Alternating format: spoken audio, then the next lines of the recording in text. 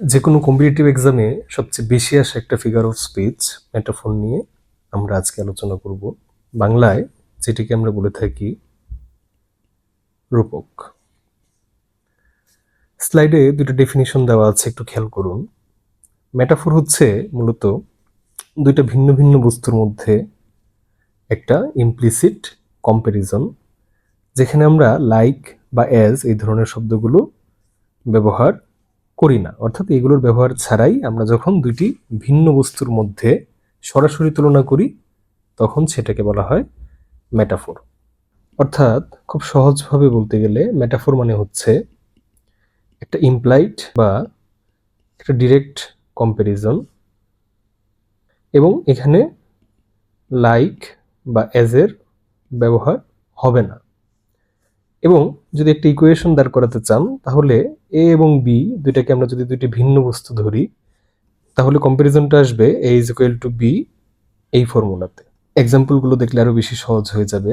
প্রথম উদাহরণটা দেখুন, টাইম ইজ মানি। সময় আক্ষরিক অর্থে কিন্তু কখনো টাকা হতে পারে না, কিন্তু সময়ের গুরুত্ব এবং মূল্য বোঝাতে এখানে সময়কে সরাসরি টাকার সাথে তুলনা করা হয়েছে। অর্থাৎ এখানে বিষয়টা হয়ে গেছে এমন যে সময় মানেই হচ্ছে টাকা। একইভাবে দেখেন এই সেন্টেন্সটা, হি ইজ এ লায়ন। এর মানে কিন্তু এই না যে সে চার পায়ের একটা আসল সিংহ হয়ে গেছে। এর ভেতরের অর্থ বা ইমপ্লিকেশনটা হচ্ছে সিংহ যেমন সাহসী, সেও ঠিক একই রকম সাহসী। অর্থাৎ এখানে আমরা বলতে পারছি he is equal two lion.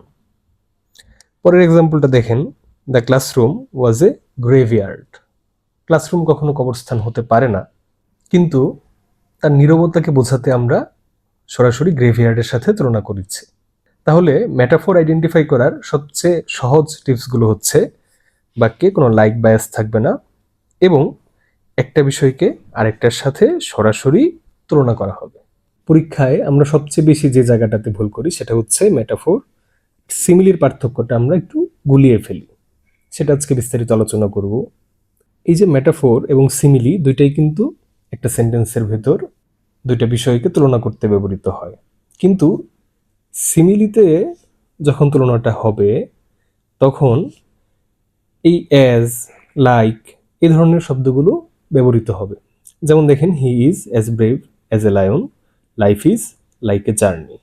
কিন্তু আমরা যখন মেটাফোর করছি তখন কোনো ধরনের ভূমিকা ছাড়াই বলে দিচ্ছি he is a lion, time is money. অর্থাৎ এখানে লাইক বা অ্যাজের কোনো ব্যবহার হয়নি। এই হচ্ছে সিমিলিয়ার মেটাফোরের সবচেয়ে সহজ পার্থক্য, যেটা দিয়ে আপনারা পরীক্ষার হলে খুব সহজে আইডেন্টিফাই করতে পারবেন কোনটা সিমিলি কোনটা মেটাফোর।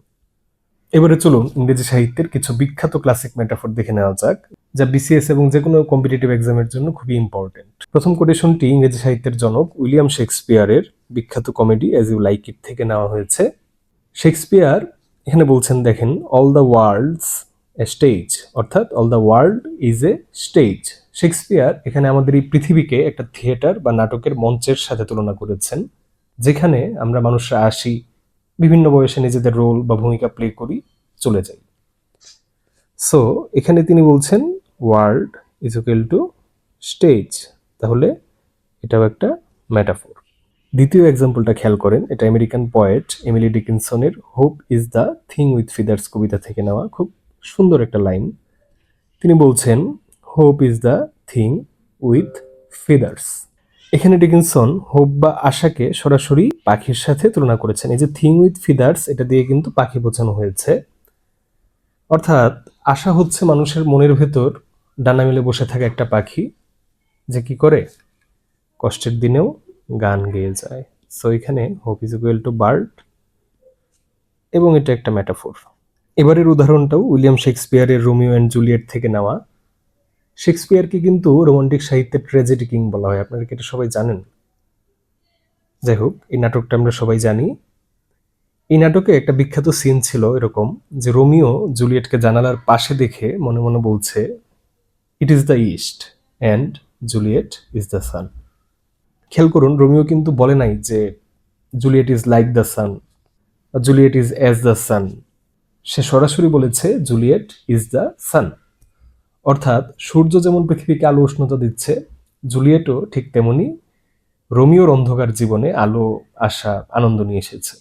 এটা কিন্তু ইংরেজি সাহিত্যের অন্যতম একটা গুরুত্বপূর্ণ মেটাফোরের উদাহরণ। সো এখানে জুলিয়েটকে সরাসরি দ্য সানের সাথে তুলনা করা হয়েছে, এটা একটা মেটাফোর।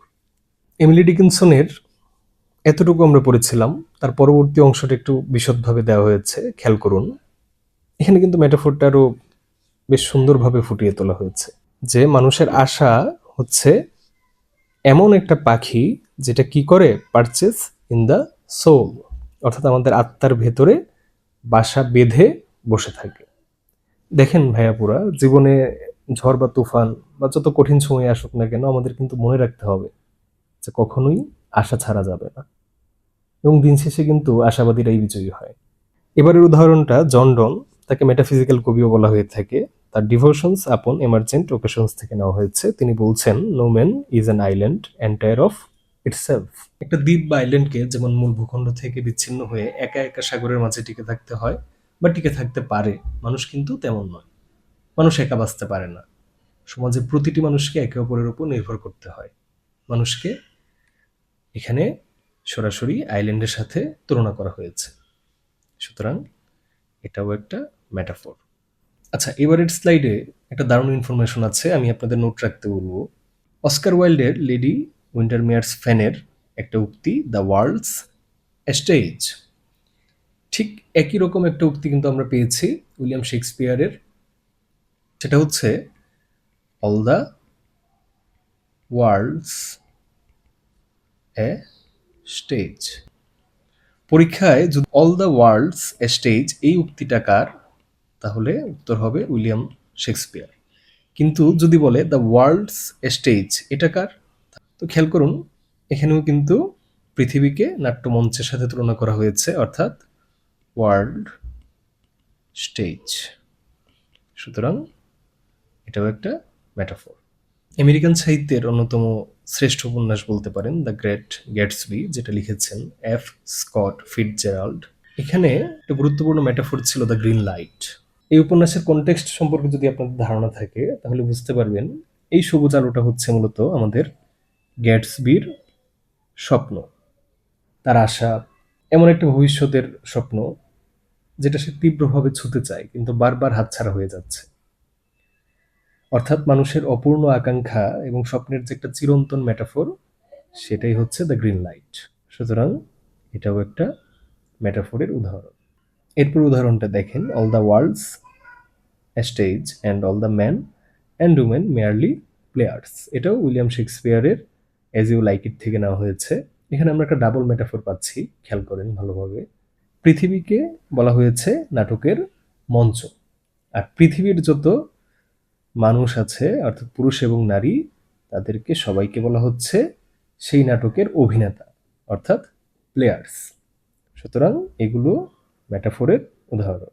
চলুন এবার একটু যাচাই করে নেওয়া যাক আমরা কতটুকু বুঝতে পারলাম। উইলিয়াম ওয়ার্ডসওয়ার্থের বিখ্যাত একটা কবিতার line, the child is the father of the man. প্রশ্নটা হচ্ছে এটা কোন ফিগার অফ স্পিচ? খেয়াল করেন এখানে শিশুকে সরাসরি মানুষের পিতার সাথে তুলনা করা হয়েছে, এখানে কোনো লাইক বা অ্যাজ ব্যবহার করা হয়নি, সুতরাং এটা মেটাফোর। তারপরের প্রশ্নটা খেয়াল করেন, my heart is a lonely Hunter. এখানে কোন ফিগার অফ স্পিচ ব্যবহার করা হয়েছে? এই লাইনটা কার্সন ম্যাককুলার্সের উপন্যাস থেকে এসেছে। মানুষের হৃদয়কে সরাসরি একাকী শিকারীর সাথে তুলনা করা হয়েছে, এখানেও কোনো লাইক বা অ্যাজ ব্যবহার হয়নি, সুতরাং এটা হবে মেটাফোর। এরপরের উদাহরণটা শেক্সপিয়ারের রোমিও অ্যান্ড জুলিয়েট থেকে এসেছে, love is a smoke made with the flame of size. এর অর্থ হচ্ছে মানুষের যে ভালোবাসা সেটা হচ্ছে মূলত দীর্ঘশ্বাসের বাষ্প থেকে তৈরি। তাহলে এখানে ভালোবাসাকে দীর্ঘশ্বাসের বাষ্পের সাথে তুলনা করা হয়েছে, সুতরাং এটাও মেটাফোর। এবারের এক্সাম্পলটা খেয়াল করেন, এটা the love song of J Alfred Prufrock কবিতা থেকে নেওয়া হয়েছে, যেটা টি.এস. ইলিয়টের লেখা, এবং এটা কিন্তু একটা মডার্ন পোয়েট্রি। এখানে তিনি বলছেন, I have measured out my life with coffee spoons. এটা একটু বিশদভাবে ব্যাখ্যা করবো, এখানে বোঝার কিছু বিষয় আছে। দেখেন তিনি বলছেন যে আমার জীবনকে আমি কফির চামচ দিয়ে মেপে ফেলেছি। এই যে নিজের জীবনকে কফির চামচ দিয়ে মেপে ফেলার যে তুলনাটা, এটাও কিন্তু সাহিত্যে খুব গুরুত্বপূর্ণ একটা মেটাফোর। আমরা কফির চামচ কখন ব্যবহার করি? যখন খুব সাধারণ প্রতিদিনের কোনো রুটিন বা অলস আড্ডায় আমরা যখন কফি খাই। ইলিয়ট এখানে বোঝাতে চেয়েছেন যে তার জীবনে আসলে কোনো বড় অ্যাডভেঞ্চার নেই, কোনো বীরত্ব নাই, কোনো বড় অর্জন নাই। তার পুরো জীবনটা খুব প্রতিদিনের সাধারণ কিছু একঘেয়ে কিছু তুচ্ছ সামাজিক রুটিনের মধ্য দিয়ে কেটে গেছে। যেমন প্রতিদিনের কফি খাওয়া, আড্ডা দেওয়া।